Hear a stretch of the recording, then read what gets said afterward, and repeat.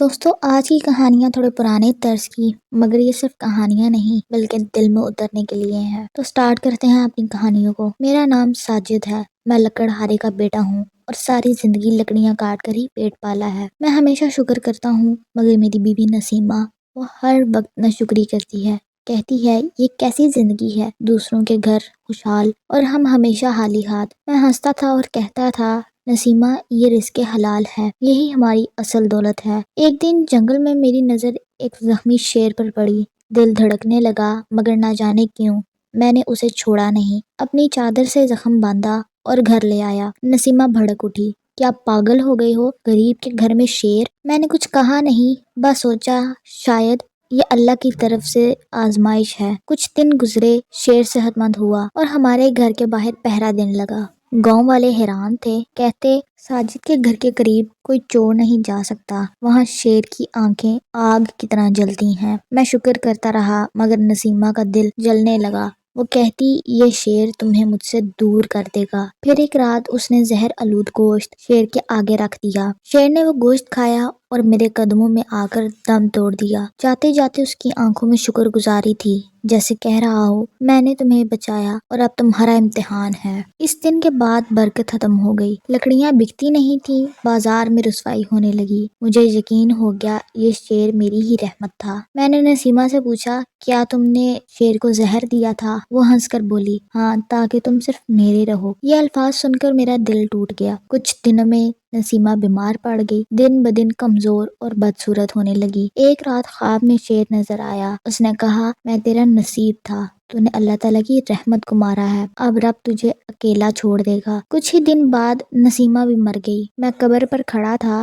لیکن میری آنکھوں سے ایک بھی آنسو نہ نکلا، دل میں صرف ایک ہی بات گونج رہی تھی، شکر نعمتوں کو بڑھاتا ہے اور ناشکری سب کچھ چھین لیتی ہے۔ اپنی اگلی کہانی کی طرف چلتے ہیں تو یہ کہانی ایک قاسم نام کے مٹھائی والے کی ہے۔ میں لاہور کی پرانی اندرون شاہی گلی میں رہتا تھا۔ میرا نام قاسم حلوائی والا تھا۔ لوگ میری مٹھائیاں بہت پسند کرتے مگر میرا ترازو ہمیشہ کم تول دکھاتا تھا۔ میں ہنسی مذاق میں کہا کرتا یہ ہے لاہور کی مشہور مٹھائی، خالص ذائقہ، تھوڑا سا کم وزن۔ روزانہ ایک بوسیدہ کپڑوں میں لپٹا فقیر دکان کے سامنے آ کر رک جاتا۔ ایک دن اس نے دھیمی آواز میں کہا بیٹا ترازو سیدھا رکھ، رب کا حساب بہت نازک ہے۔ میں نے ہنستے ہوئے جواب دیا بابا جی حساب تب ہوگا جب کوئی گواہ ہوگا۔ بابا جی نے آنکھیں باندھ کر کے بولا جب زمین کے پیڑ سے سکے نکلیں گے ہر سکہ خود گواہ بنے گا۔ اس رات میں نے خواب دیکھا پرانی مسجد کے میناروں پر سے سونے اور چاندی کے سکے برس رہے تھے، ایک بھاری آواز گونج رہی تھی جھوٹ کا تولہ ہلکا، سچ کا بوجھ بہت بھاری ہوتا ہے۔ اگلے دن فقیر اچانک غائب ہو گیا مگر میرا ترازو جیسے کسی انجانی طاقت نے سیدھا کر دیا تھا۔ گاہک حیران تھے کہ اب وزن پورا کیوں نکلتا ہے۔ چند دن بعد مجھے خبر ملی کہ وہ فقیر پرانے شالامار باغ کے پاس کنویں کے قریب دکھائی دیتا ہے۔ لالچ کے ہاتھوں مجبور ہو کر میں وہاں پہنچ گیا۔ فقیر نے مجھے گھورا اور کہا خزانہ ڈھونڈتے آئے ہو، یاد رکھو ہر سکہ تمہاری کوئی چیز کھا جائے گا، سکون، عزت یا عمر۔ میں نے اس کی بات پر کان نہ دھرا اور شام کے وقت ایک پرانی حویلی میں جا پہنچا۔ زمین کھودنے پر مجھے چاندی کے سکوں سے بھرا ایک صندوق ملا، لیکن پہلی رات ہی سکوں کی کھنک نے میری نیند چھین لی اور ہر سمت سے آواز گونجی پہلا سکہ تیری نیند لے گیا۔ لالچ بڑھا، اگلے دن مجھے ایک اور صندوق ملا، اس بار سونے کے سکے اور ایک پرانا آئینہ۔ آئینے میں میرا چہرہ نہیں بلکہ ایک تھکا ہارا، جھریوں سے بھرا بدحال شخص نظر آیا۔ حویلی میں کہکے گونج اٹھے قاسم خزانے کی بھوک سب کچھ نگل جاتی ہے۔ میری چیخ نکل گئی، میں واپس جانا چاہتا تھا۔ فضا میں فقیر کی آواز ابھری واپسی تبھی ہے جو لیا ہے واپس کر دو۔ میں نے ایک ایک سکہ زمین پر پھینک دیا، جیسے جیسے سکے گرتے دل کا بوجھ ہلکا ہوتا گیا۔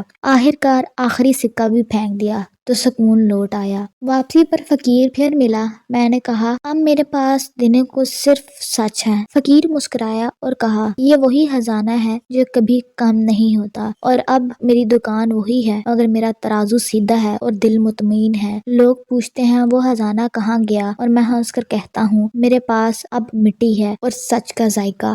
تو دوستوں آج کی آخری کہانی کی طرف ہم چلتے ہیں۔ یہ کہانی تھوڑی پرانی ہی سہی لیکن سبق آموز ہے۔ پشاور کی پرانی گلیوں کے اندر میری زندگی ایک ٹوٹے پھوٹے ٹانگے اور لاغر گھوڑے کے ساتھ گزرتی تھی۔ میرا سب سے بڑا سہارا میری بوڑھی ماں جو بیمار بھی تھی۔ اس کے علاج کے لیے میری کمائی ناکافی تھی۔ میری ایک ہی دعا تھی، یا اللہ میری ماں کو شفا دے۔ ایک دن میں نے اپنا ٹانگا ایک ویران قبرستان کے قریب روکا تو ایک سفید لباس میں لپٹی عورت اچانک درخت کے سائے سے نمودار ہوئی۔ اس کا چہرہ نقاب میں چھپا ہوا تھا مگر آواز نہایت پرسکون تھی۔ وہ بولی، قاسم تیری دعا قبول ہو گئی لیکن یاد رکھ آزمائش ابھی باقی ہے۔ جب میں گھر واپس آیا تو حیران رہ گیا۔ میری ماں بالکل صحت مند تھی لیکن دل کے کسی کونے میں سوال باقی تھا، آخر یہ آزمائش کیسی ہوگی؟ چند دن بعد ایک دولت مند شخص میرا ٹانگا کرائے پر لے کر اسی قبرستان میں گیا۔ وہاں زمین کھودنے کے بعد ایک صندوق نکلا۔ اچانک زمین لرزنے لگی اور وہی سفید پوش عورت دوبارہ ظاہر ہوئی۔ اس نے بلند آواز میں کہا، لالچ کا انجام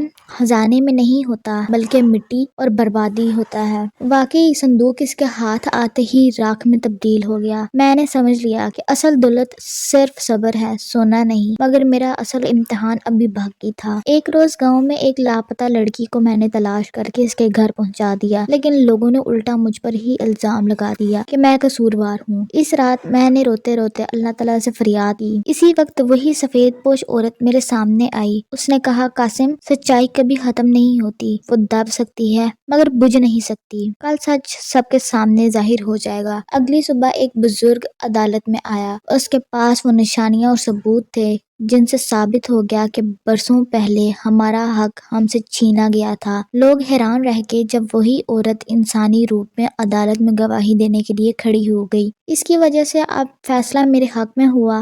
مجھے نہ صرف میری عزت واپس ملی بلکہ جھوٹا الزام لگانے والے کو شہر بدر کر دیا گیا۔ میری ماں کی آنکھوں میں برسوں بعد سکون اتر آیا مگر مجھے یقین ہو گیا تھا کہ دعا دیر سے ضرور پوری ہوتی ہے لیکن جب پوری ہوتی ہے تو زندگی کو یکسر بدل دیتی ہے۔ مگر دوستو یاد رکھیں، خدا کی رحمت ہمیشہ انسان کے قریب ہے، بس یقین کی ضرورت ہوتی ہے۔